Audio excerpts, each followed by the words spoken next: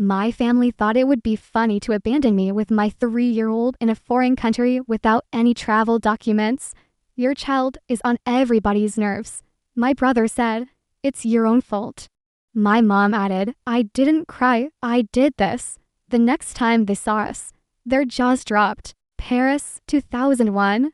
I was 19, carrying my 2-year-old Julia on my hip, and I already felt like I'd aged 100 years. The streets were hot, crowded, full of tourists snapping photos with cameras that still needed film, and I was trudging along, sweating through my shirt with sticky little hands grabbing at me and a chorus of complaints following right behind. Not from my daughter. No, from my family. She's crying again. Can't you keep her quiet? You're slowing us down. That was the soundtrack of our family holiday. My brothers walking a few paces ahead like they were allergic to being near me. My parents sighing every time my daughter whimpered and me in the middle carrying the weight of an actual child and the invisible weight of being the family nuisance. I should have known better. I should have known that taking a toddler to Europe with my family was never going to end well. But I thought maybe, just maybe, they'd be decent human beings about it. Spoiler alert, they weren't. We were in Paris, supposedly the city of love. But in our family, it was the city of irritation, sarcasm, and thinly disguised disgust. Every time my daughter so much as sneezed, someone had something to say. Don't let her touch me. She's sticky. She's ruining the tour. Why did you even come? And the best part, whenever I asked for help, just 5 minutes to rest my arms, to let someone else hold her while I bought water or adjusted my bag, I got gems like, what? So she can puke on me. No thanks. Not my kid. Not my problem, anyway. You get the picture. I was exhausted. My arms HAD. My patience was shredded. And every glance from my parents carried that silent, sharp message. You did this to yourself. And then, of course, came the setup. We were near Notre Dame when my daughter had her inevitable meltdown, screaming, kickings. Full toddler opera. My parents groaned, my brothers complained, and I finally snapped. You know what? I'll take her. I'll calm her down. You all go ahead. I'll meet you at the station. Too eager, too quick. They agreed. Fine, 2 o'clock. Don't be late. My brother pulled out the train tickets, old school paper slips. He squinted at them like he was decoding ancient scrolls. Yep, to walk, he said, handing them back to Dad. My other brother smirked. Mom nodded. Looking back, I should have noticed the little smiles, the way they all seemed to share some private joke. But in the moment, I was just grateful to get a break. So, off I went. My daughter and I found a quiet bench. I bought her ice cream. For 10 blessed minutes, I got to pretend this was an actual holiday instead of a marathon and humiliation. But of course, the peace didn't last. When we got to the station, the platform was empty. My watch said to. I was on time. But the train gone, my stomach sank. I paced, holding my daughter tighter, scanning for my family. Nothing. Then I pulled out my phone. Remember, this was 2001, no smartphones. Just a chunky little brick with a tiny screen. I called. Laughter answered me, my brother's laughter. Then my mom's voice. Oh, honey, you wanted to be independent, didn't you? Well, here's your chance. I froze. What do you mean? Where are you? We're already on the train, she said, almost bored. You said too. I was here on time. More laughter in the background, my brothers yelling. Enjoy the bus? It hit me like a slap. They'd lied. They'd given me the wrong time. They'd planned this. And the worst part, they knew my daughter got sick on buses. I'd said it a dozen times on this trip. I'd begged to avoid buses. Hell, I got sick on buses. It was like a family curse. And that's exactly why they did it. I can still hear their voices mocking, entertained by my panic, like this was all one big game. I stood there clutching my daughter, listening to my family laugh at me through a crackly Nokia speaker. And for a second, I thought maybe I'd throw the phone onto the tracks. Instead, I whispered, "You have my passport. You'll figure it out." Mom said. Don't be so dramatic. People take buses every day. And then she hung up. I wanted to scream, to cry, to beg. But my daughter tugged my sleeve, sticky hands pulling me back to earth. Her eyes were already glassy, that look she got before a long car ride ended in vomit. I pictured it, ours on a crowded bus, her screaming, puking, strangers glaring at me, arriving at the airport covered in shame, only to face my family's smug laughter. No. I looked at the bus timeit. My phone buzzed again. Better hurry. The bus won't wait. I didn't answer. I held my daughter tighter. My heart was pounding so hard I could hear it in my ears.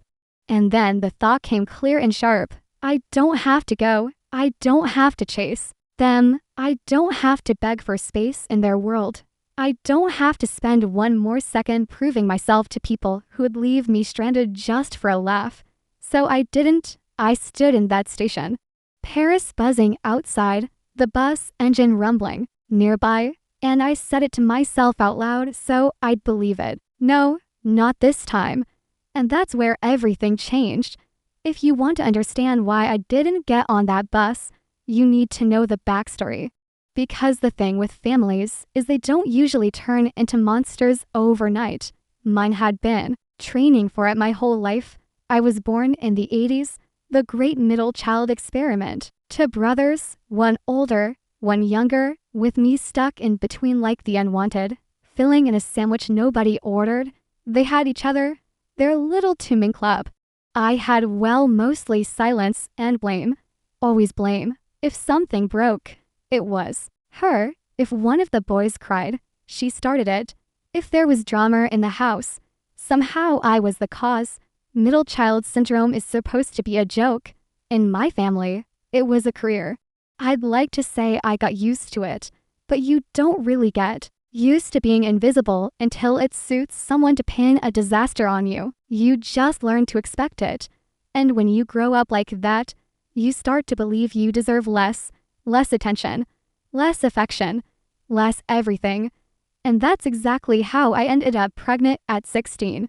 Let me explain. It wasn't some scandalous fling with an older guy or a tragic story with some predator. No, it was stupid, ordinary teenage love.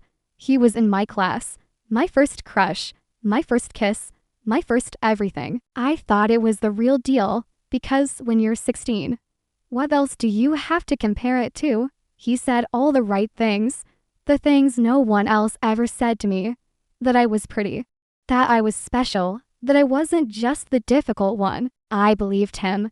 Of course, I did. We slept together once, twice. And just like in the movies, the moment it was real, he was gone. He broke up with me before I even knew I was pregnant.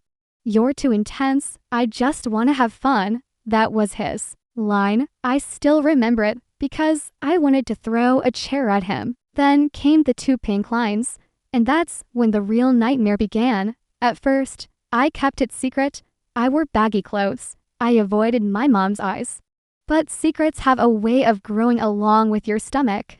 When they found out, it was like I detonated a bomb in the living room.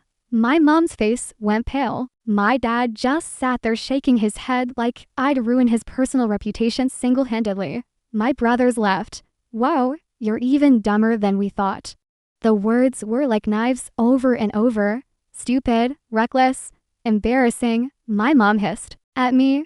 Do you realize what you've done? You've ruined your life. And my dad, you're not even out of high school. Do you think you can be a mother? And me? I just sat there holding my belly, terrified, but already sure of one thing. I wanted my baby. The boy, my so-called great love, didn't exactly vanish into thin air. He was still around at first in the same school, but the moment things got serious, he started dodging me. Different lunch table, different friends, pretending not to hear when I called his name in the hallway. And then, not long after, his parents transferred him to another school for better opportunities. That's when he really disappeared from my daily life. When I told him I was pregnant, he went pale, then laughed nervously. No way, he said. That can't be mine.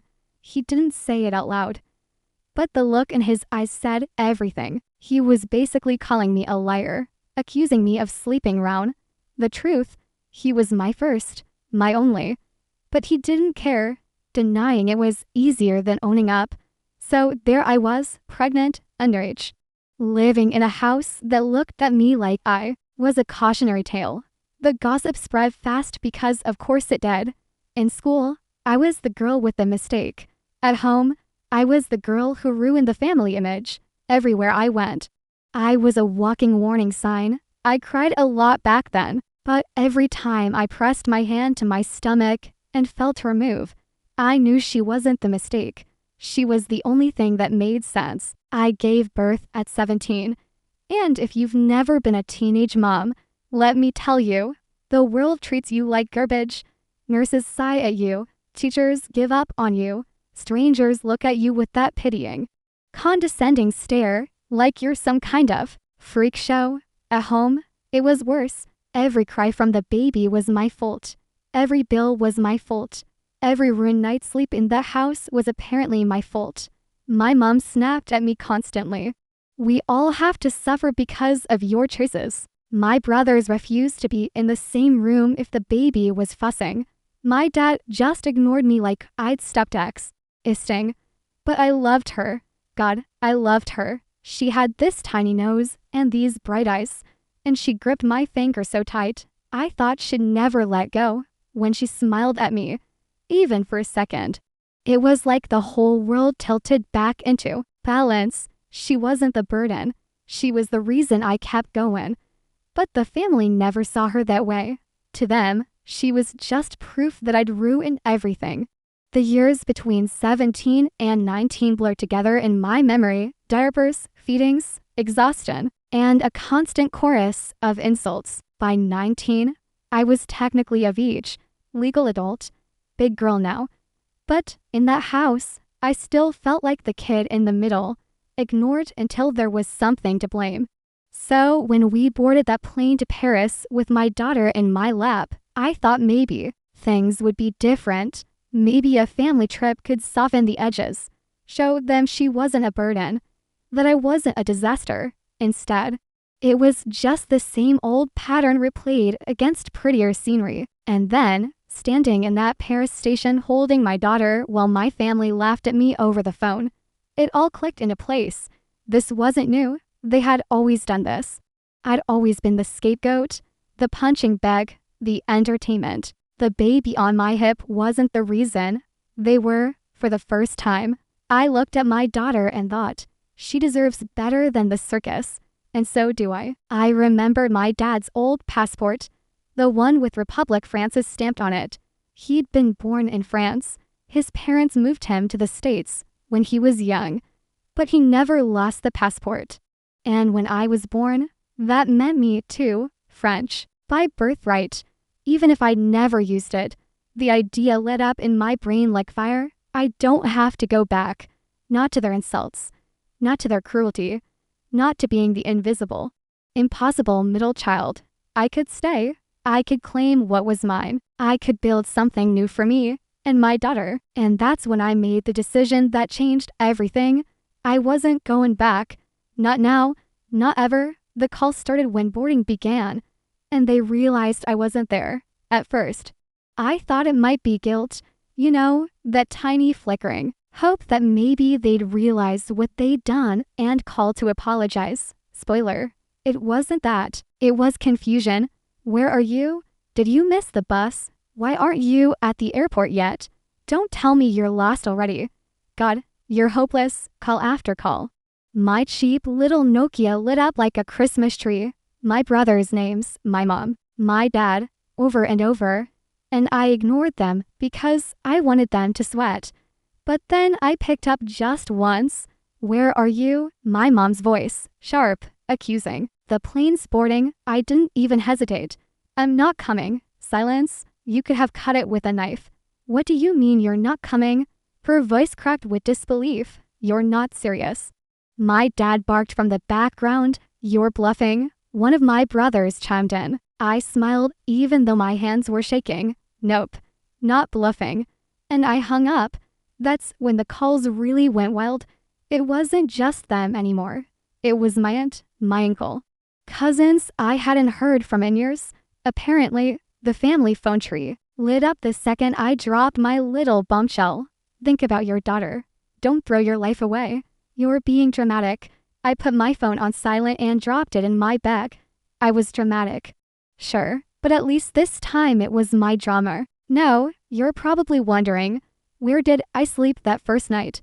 Great question. Short answer, badly. I had maybe a couple hundred in my wallet. Enough for a few nights in a cheap hostel if I was careful. So, that's where we went, me, my daughter, and one squeaky bunk bed in a room full of strangers. She thought it was funny at first, climbing on the mattress like it was an adventure. I pretended to laugh with her, even while my stomach twisted itself into knots, because I knew the money wouldn't last. The next morning, I marched into the Mary. My French was, let's call it, creative. I knew enough to order a croissant, not enough to explain. My family abandoned me. I lost my passport. And oh, by the way, my father was French. The woman behind the desk stared at me like I was trying to buy a spaceship. She waved her hands, pointed at forms, rattled off words I didn't understand. I wanted to cry. Instead, I smiled. That tight, thick smile you use when you're about to break down in public. Eventually, she brought over a colleague who spoke some English. Between my bad French and her bad English, we managed to piece it together. Yes, my father was French. Yes, that meant I could claim nationality. Yes, I needed to fill out about 17 forms in triplicate. But no, it wouldn't happen quickly. Weeks, maybe months. That's what they said. And until then, I was basically no. One, no proper ID, no papers. Just me and my toddler in a city that wasn't waiting for us. I went back to the hostel and stared at the ceiling while my daughter slept beside me. I tried to imagine what it would feel like to give up, to drag us onto the next plane home and beg my family for forgiveness. And then I remembered the sound of their laughter through the phone. No, not happening. Those first weeks were the hardest of my life. Food was cheap bread, apples, cartons of milk. Sometimes I skipped meals so she wouldn't have to. I found a church charity that handed out hot dinners twice a week. And I swallowed my pride and went. I kept telling myself, she won't remember this. She'll remember me holding her hand, not me standing in line for soup. Days were long. I walked the city just to keep us moving, keep her distracted. Parks became our living room. Libraries became our babysitter. Paris is gorgeous when you're a tourist, less so when you're broke. Exhausted and scared, I tried not to let her see me panic. At night, when she was finally asleep, I'd curl up beside her and shake quietly. Then came the breakthrough. After what felt like forever, the paperwork started. Moving, proof of my father's birth certificate, copies, signatures, endless stamps. But finally, they recognized me. French citizen. Just like that, it didn't solve everything. But it was like someone handed me oxygen because now I could apply for help, allocations, familialist, money every month just for being a parent. Applied to get us out of the hostel and into a shoebox apartment with a leaking sink. But still, it was ours. Healthcare, childcare, all those safety nets I'd only ever heard about. For the first time in years, I felt like the ground under my feet was solid, and my family still calling, still furious. What are you doing? You can't just stay there. You'll regret this. Come home. We'll forgive you. Forgive me. The irony almost made me choke. I stopped answering. Eventually, they stopped calling. With a little stability, life started to shift. I put my daughter in subsidized childcare, cheap, structured, safe.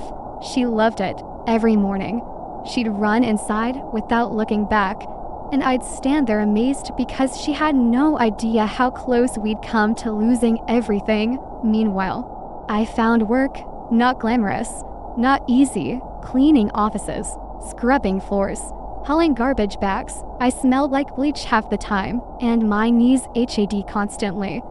But the first paycheck I held in my hands felt like gold. It wasn't much, but it was mine. Learning French became my obsession. I watched cartoons with Julia, repeated phrases to myself until they stopped sounding foreign. I forced myself to talk to neighbors, to cashiers, to anyone who would tolerate my butcher grammar. Day by day, I got better, and as the words came, so did something else. Confidence. I started to believe I could really do this, that I wasn't just surviving, I was building. And somewhere in that first year, when the calls from home finally died off, I realized something incredible. For the first time in my life, I wasn't the problem. I wasn't the middle child scapegoat. I wasn't the stupid girl with the mistake. I wasn't the nuisance holding everyone back. I was just me, a mother, yes, struggling, yes, but moving forward, step by step, without them. And deep down, I knew I'd never go back. Not even if they begged. Life didn't suddenly turn into a fairy tale. The apartment was the size of a shoebox. The sink leaked constantly, and our furniture looked like it had escaped from a dumpster fire. But it was quiet. I started over. I found work, learned the language properly. And somewhere along the way, I met someone who treated me like a human being. We got married for the first time. I had a partner who didn't see me as a burden. Together, we built something resembling a family. And while I was crawling out of the mess, Julia was racing ahead into a world I could barely understand. Julia grew up fast, and here's where I need you to pay attention, because what I'm about to tell you still doesn't sound real to me. Even now, you think you know where this story is going. But trust me, you don't. There's still a big twist waiting. Julia wasn't like other kids. She didn't care about dolls or glitter pens. She cared about machines. She wanted to know how things worked, and once she figured it out, she wanted to make them better. At first, I thought it was just a harmless obsession. And here's the part that still sounds insane. One of those little projects of hers exploded.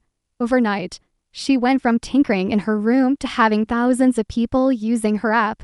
Then investors, then offices, employees. I blink and my daughter, my Julia, was running an actual company. And then came the deal. The big one. The kind that doesn't just change your year. It changes your life.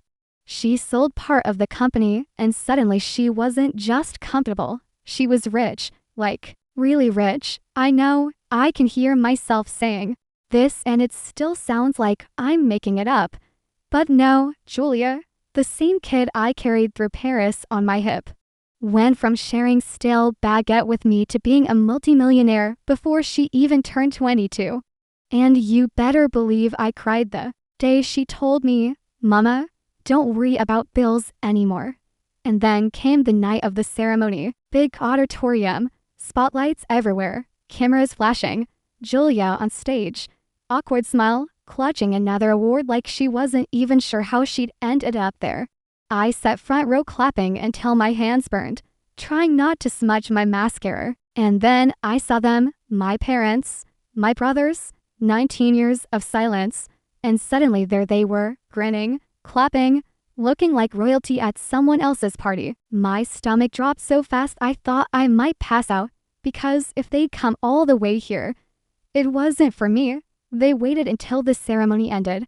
Then they came forward, arms wide, voices dipped in honey. "We've always loved you. We're so proud of you. Family is family, no matter what." I almost laughed in their faces, or maybe screamed, or both, but they didn't even stop at me. They went straight to Julia. "Darling, we're your grandparents. Sweetheart, we've cared about you all along. We want to be part of your life now." The audacity. They hadn't lifted a finger for nearly 2 decades, hadn't sent a single card or letter, and now they wanted to claim Julia. Not me, Julia. She looked confused. Why did she didn't recognize them? Why would she? There were no photos of them in our house, no smiling frames on the mantelpiece, but she knew their names. She'd heard the stories straight from me, and now the honesty had faces. She turned to me, eyes searching mine. Part of me wanted to grab her hand and drag her out to scream, "Don't fall for it. they'll eat you alive. But another part of me knew I had to let her choose. So when she whispered, I want to see them, they're still my grandparents, I felt my chest crack. But I nodded. Those days Julia spent with them nearly tore me apart. I didn't sleep. I paced our apartment, waiting for the phone call. The one where she'd say she was moving in with them. Or worse, handing them everything she'd worked for. I heard their laughter in my head. The same laughter that had followed me out of a Paris train station 19 years earlier. I imagined Julia hearing it now. And it killed me. I was convinced I'd lost her. Then she came back, calm, collected, like she'd just gone grocery shopping. I don't want to see them again, Julia said. I blinked. Why? She shrugged like it was nothing. They were fake. I could feel it. They smiled too much. They said all the right things. But none of it was real. They didn't care about me. They cared about the money. That's all. I just stared at her. Julia, my daughter, my brilliant, stubborn, beautiful girl. The one I carried through Paris with nothing but willpower. The one I thought I had to protect from everything. She'd seen through them in days. It had taken me 19 years. The family who abandoned me thought I'd come back crying. Instead, I built a life they could never touch. A life with Julia. Too strong. Too smart to fall for the same poison they wanted. U.S. crawling, we stood up, and we never looked back. So, what do you think?